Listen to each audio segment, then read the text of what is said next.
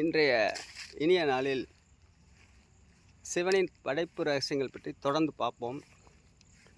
தென்னாட்டவர்க்கு உரிய சிவனை போற்றி, எந்நாட்டவர்க்கும் உரிய இறைவா போற்றி என்றுதான் நம் மக்கள் உலகம் முழுவதும் வளங்களோடு இருக்கட்டும் என்று வாழ்த்தி பாடினார்கள். சிவபெருமானை வாழ்த்தி பாடியிருப்பார்கள். அதே சமயம்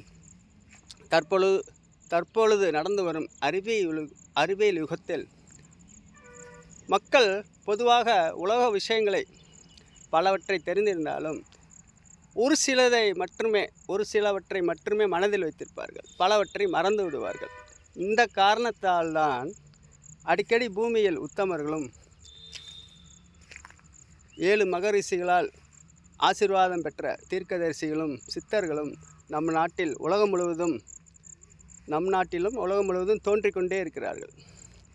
இவ்வளவும் நடந்தும் ரஜோகுண தமோகுண மக்களால் உலகம் சுடுகாடாக ஆயிடக்கூடாது என்ற ஒரு உயர்ந்த கருணை உள்ளத்தில்தானே இறைவன் அழிவிழுந்த ஆக்கங்களை ஐம்பூத சக்திகள் மூலம் நமக்கெல்லாம் அந்த விஷயங்களை உணர வைத்து நல்ல ஒரு குறிக்கோளுடன் நல்ல விஷயத்திற்காக வாழ வேண்டும் என்ற விழிப்புணர்வை தருகிறார்.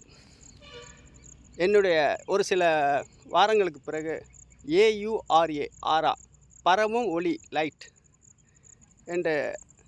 என்ற ஒரு பெயரில் ஒரு யோகா சென்டரை நான் ஆரம்பிக்கிறேன்.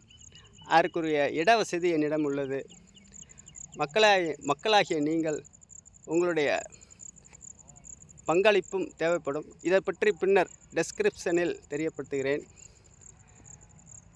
ஆக ஜீவன், உயிர், ஆத்மா, இந்த 3 விஷயங்களுமே பலருக்கு குழப்பமாக இருக்கலாம். இது எப்படி செயல்படுகிறது, எப்படி நம்மளுடைய மனிதருடைய வாழ்வில் அமைந்துள்ளது, இது போன்ற விஷயங்களை அடுத்தடுத்து பார்ப்போம்.